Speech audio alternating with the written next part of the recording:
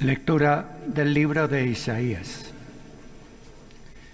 El desierto y el yermo se regocijarán, se alegrará la estepa y florecerá, germinará y florecerá como flor de narciso, festejará con gozo y cantos de júbilo. Le ha sido dada la gloria del Líbano, el esplendor del Carmelo y del Sarón. Contemplarán la gloria del Señor, la majestad de nuestro Dios. Fortaleced las manos débiles, afianzad las rodillas vacilantes. Decid a los inquietos, sed fuertes, no temáis. He aquí vuestro Dios, llega el desquite, la retribución de Dios. Viene en persona y os salvará. Entonces se despejarán los ojos de los ciegos, los oídos de los sordos se abrirán. Entonces saltará el cojo como un ciervo. Retornan los rescatados del Señor. Llegará a Sión con cánticos de júbilo, alegría sin límite en sus rostros.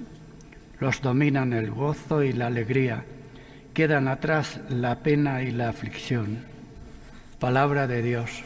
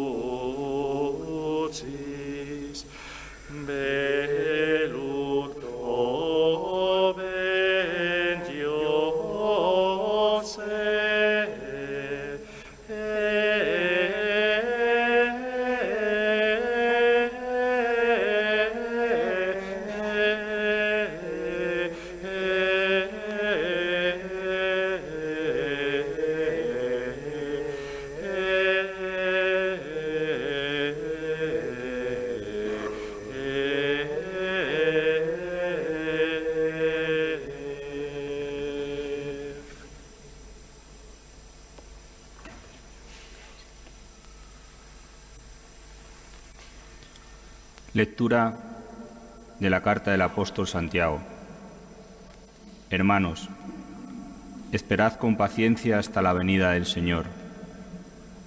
Mirad, el labrador aguarda el fruto precioso de la tierra, esperando con paciencia hasta que recibe la lluvia temprana y la tardía. Esperad con paciencia también vosotros y fortaleced vuestros corazones, porque la venida del Señor está cerca. Hermanos, no os quejéis los unos de los otros, para que no seáis condenados. Mirad, el juez está ya a las puertas. Hermanos, tomad como modelo de resistencia y de paciencia a los profetas que hablaron en nombre del Señor. Palabra de Dios. Te alabamos, Señor.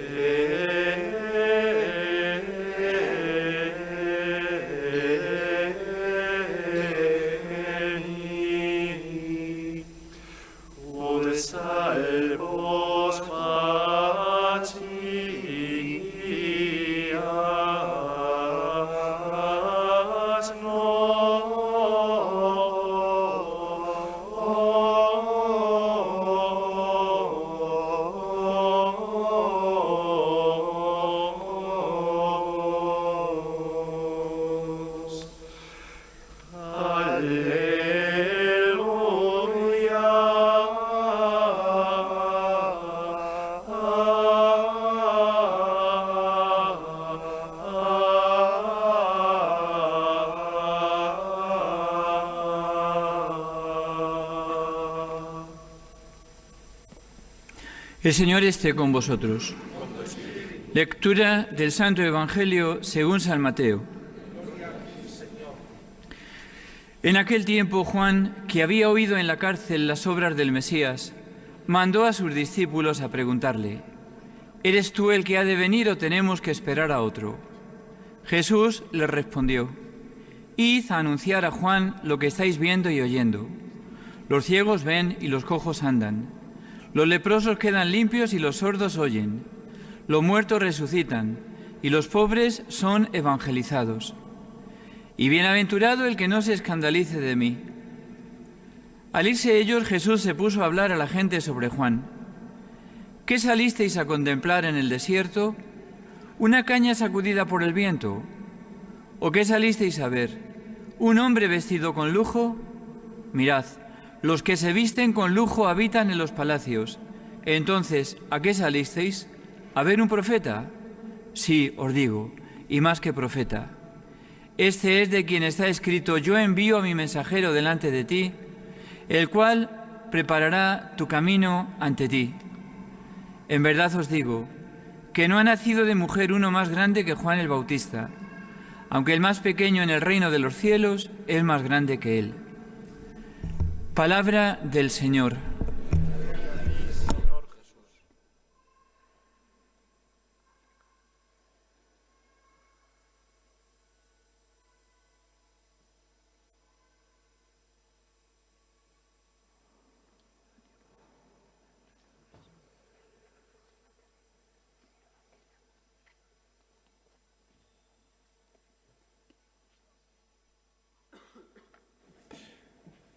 Muy ilustre señor don Tomás Ruiz Novés, maestro de ceremonias de este cabildo, sacerdote concelebrante, querida vida consagrada, siervas guadalupanas de Cristo sacerdote, franciscanas misioneras de la Madre del Divino Pastor, queridos hermanos y hermanas, los que estáis aquí, quienes os unís a nuestra celebración a través de nuestro canal diocesano de televisión. Seguimos avanzando, como decíamos al comienzo de la celebración, seguimos avanzando en este itinerario del Adviento que nos prepara, que nos dirige a la celebración del misterio de la Navidad. Y este domingo tiene una significación especial, este tercer domingo. Se llama Domingo Gaudete, Domingo de la Alegría. Por eso hemos cambiado la vestidura litúrgica. En el Adviento es del color morado, y hoy pues tiene este color rosáceo. Este color solamente se utiliza 2 veces al año, todo el año litúrgico. En este domingo, tercero de Adviento, Domingo Gaudete, y en el cuarto domingo de Cuaresma, Domingo Letare, que es como una especie de alivio de la austeridad, de las penitencias, que en un tiempo se hacen en Adviento, porque hoy, en fin, ya empezamos con las comidas y las cenas de empresa y navideñas, y en el Adviento pues poca penitencia hacemos todos, no aculpo a nadie en especial. Y entonces era, pues en esa significación, los que están aquí con más experiencia de vida, por decir con más años, cuando las personas se ponían luto en nuestros pueblos, cuando moría alguien, ¿no?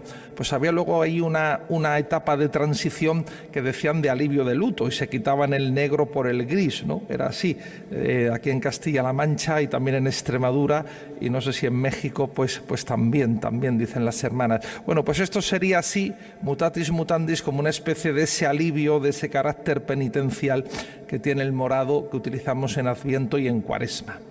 Se llama Domingo Gaudete porque la antífona de entrada de la misa empieza así, con una frase de la carta del apóstol San Pablo a los filipenses: alegraos siempre en el Señor, os lo repito, estad alegres, el Señor está cerca. Y ese es el mensaje que la liturgia nos quiere transmitir hoy. Un mensaje de ánimo, de alegría, porque está cerca la fiesta, está cerca el nacimiento del Señor, ¿no? Pues en efecto, estamos a 14 días de la Navidad, esta tercera semana, luego la cuarta semana, que siempre es breve. Este año, como Navidad cae en domingo, bueno, pues tendremos la cuarta semana de Adviento entera, y es esa alegría, ese regocijo al que nos invita la liturgia. Preparamos nuestro corazón, preparamos nuestra vida, lo decíamos el domingo pasado, para recibir el nacimiento del Señor. Están nuestras calles adornadas, seguramente en vuestras casas ya están puestos los belenes, el árbol de Navidad, pero el Belén más importante y el árbol de Navidad más importante es el que nos preparemos nosotros interiormente para que Jesús pueda nacer en nuestras vidas. Ese es el Belén más importante y el más difícil de poner. Poner el Belén externo es relativamente fácil, aunque también implica trabajo. Pero preparar nuestra vida, como nos decía el domingo pasado Juan Bautista, allanando los senderos, enderezando los caminos, abajando las cumbres, rellenando los vacíos que hay en nuestra existencia, eso es más difícil para hacer que el Señor nazca. Hemos visto en la liturgia de la palabra de este domingo, la primera lectura, el segundo Isaías hace un anuncio de gozo, de alegría. El pueblo de Israel está en el destierro, en Babilonia, han sido infieles, han perdido la tierra prometida, y eso ha generado una crisis no solamente social y política en el pueblo, sino una crisis de fe. Bueno, si el Señor nos dijo que nos iba a dar la tierra prometida, ¿por qué nos la ha quitado ahora? Y estamos en el exilio y hemos perdido esa tierra de bendición que nos dijo el Señor. Y este segundo Isaías, unos 6 siglos antes de que naciera Jesús, unos 600 años antes de que naciera Jesús, hace un anuncio de gozo y de esperanza al pueblo. Y es como lo mismo que el pueblo de Israel experimentó la salvación de Yahvé cuando los sacó de la esclavitud de Egipto, va a experimentar una nueva salvación, porque el pueblo de Israel anuncia que va a volver a la tierra prometida, va a volver a readquirir ese signo de la bendición y de la alianza y de la fidelidad de Dios a la alianza. Y eso es un motivo de regocijo, de alegría, de fiesta para el pueblo. Una fiesta que incluso afecta al aspecto físico, dice, fortalecerá las rodillas, hará que la creación sea frondosa, tenga incluso unas consecuencias a ese nivel creacional. Una razón de esperanza y alegría. Es el mensaje del profeta.